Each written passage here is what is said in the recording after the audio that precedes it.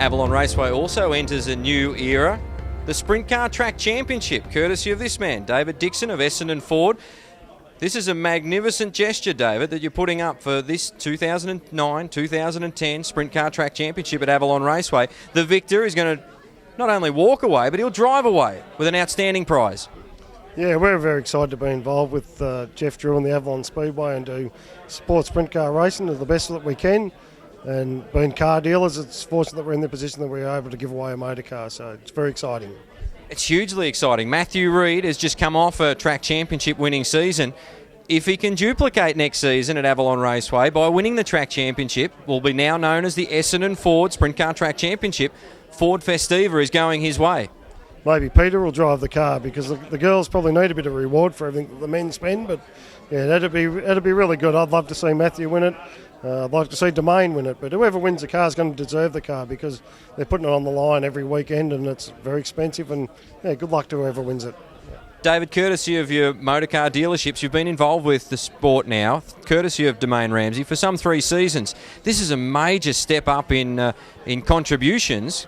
Dealing with motorcars here now, it's no small bickies, some $18,000 worth going to the track champion. Beautifully presented Essendon Ford Victoria 20 that Domain will contest the championship with. It really looks good as far as you're concerned. We wouldn't do it if we didn't have somebody like Domain, and he presents this sort of gear for the last 3 years. Everything's been brand new. Everything that we've required Domain to do, he's been able to do. So for us to take the next level and offer the motor car, it's a lot of that contributes towards Domain and the professionalism that I think that sprint car racing's getting to. It's slowly getting there, and it's a fantastic sport that's loved by many people. And for me to be able to come in and support it with the car, it's great. But we'll see what happens. You grew up attending the Speedway as a youngster, as most of us did. I think this venture now really does mark that you're returning to grassroots in terms of who you're targeting with the sponsorship, the advertising through Essendon Ford, all in an attempt, I guess, to sell motor cars. The proudest moment of my life was the first night I seen the West Point Ford Victorian 20 sprint car roll out. It was I've followed sprint car racing all my life. I've travelled all up the country, around the country. I went to the Rockhampton Australian title many years ago on a bus and pleaded with my dad to fly me home because I couldn't handle the bus to come home. And, it's really exciting for me. And I've got young boys. I've got a 7-year-old and 11-year-old.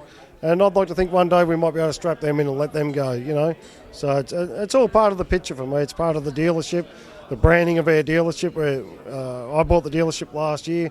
It was the Buick Ford dealership. Been there 43 years. It was a bit stale. It was a bit off. So I've renamed it, rebadged it, Essendon Ford, built a new dealership, and we're going after the market now. So, yeah, it's really good. David, where can we find the dealership?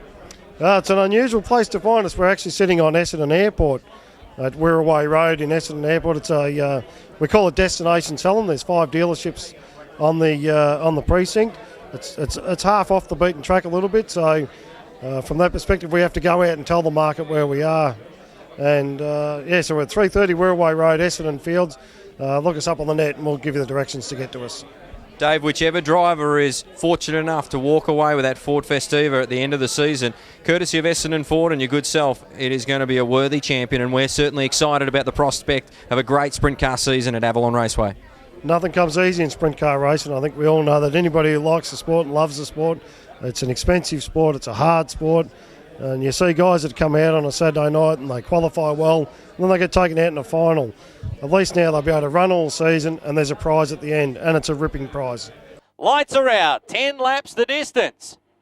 Heat 2, look at Reedy, hike the front end on the NT5. Yellow lights on. Farrell and Veal, Bricknell and Milnes, that's your second row. Heat 3, we're green. G. Veal, he too picks the front end up. Look at Milnes also high side the 51. He loses a spot to Bricknell. Farrell's your leader. Veal in second. Jamie Bricknell in third. Carl Dowling, he picks up a spot on Milnes. Peter Milnes looks like he's battling a tight race car. Sam Walsh picks him off again. Then it's Josh Roos, Farrell and Newnham. Make that it's Davis and Newnham. Excuse me, your race leader Farrell is quickly approaching Jason Gibbons, who calls it a day and comes infield. Looking to rejoin now in turn 1 is Jason Gibbons. Farrell carving his way around this track. Veals in hot pursuit. He too looks a little on the tight side. Bricknell, the West Aussie Dowling. Back then to Sammy Walsh. Peter Milnes, the local from right here in Geelong. Josh Roos, Newnham, Davis, and then your leader. Mid-race distance. Again, Gibbons having an infield excursion in the 89. Ryan Farrell blasts on through. Gets by Ryan Davis. Jamie Veal will look to do likewise very quickly. Look at the lap times from Farrell. That time by was an 11.6. Getting quicker and quicker for Ryan Farrell. Veal having a little trouble negotiating the slower car. Jamie Bricknell rock solid in third. Carl Dowling, Sam Walsh, that's your top 5. Whoa, white flag will come out this time by as Farrell rim rides his way around. Quickest lap of the heat, there it was for Ryan Farrell. Checkered flag for flying Ryan Farrell. Jamie Veal will finish in second. Jamie Bricknell home in third. Carl Dowling horsepower, we go green. Melbourne gets the jump very clearly into turns 1 and 2. Linigan second, Ludeman, Nick Lacey, Chris Campbell, Tim Morse, Rick Barron, Brett Smith and Johnson rounding out your field. So the Jet looking good early in the piece. Got the ideal start and commanding lead opening up for Brett Melbourne. Kelly Linigan holding strong in second. We talked about Carl Ludeman looking consistent here at Avalon Raceway. He's in third place. Nick Lacey, a youngster on the rise. Tim Morse. Morse to the inside. Through turn 2 they go side by side, possibly some slight contact. A big move by Morse, not paying off, however. Keep an eye on that. I'm sure he'll come again on Nick Lacey. Chris Campbell, Ricky Barron, Smith, Johnson rounding out your field. So Melbourne still your leader. About halfway through. And Tim Morse, look at that in turn 4. Massive wheelie, loses 2 positions. Lucky not to go A over T, and he fights back on the inside of Ricky Barron. Tim Morse putting on a show here at Avalon Raceway. The multiple Australian V8 Dirt Modified champion. We've seen him do some wonders here at Avalon Raceway over the past decade. We pick up our leader, Brett Melbourne, running the high line through turns 1 and 2, coming up on lap cars, namely Taylor Johnson. Kelly Linigan still second. Ludeman, Nick Lacey doing a good job. In fourth, Chris Campbell, Ricky Barron, Tim Morse, Smith and Johnson. With 2.5 laps remaining for the Jet, who's working overtime, trying to get past young Taylor Johnson.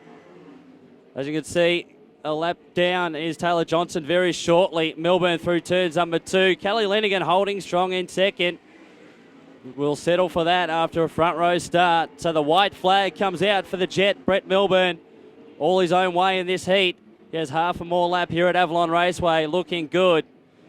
Ludeman still in third position, so the Checkers will come out commanding victory. Brett Melbourne does it nicely in heat race number 4. Kelly Linigan will take second.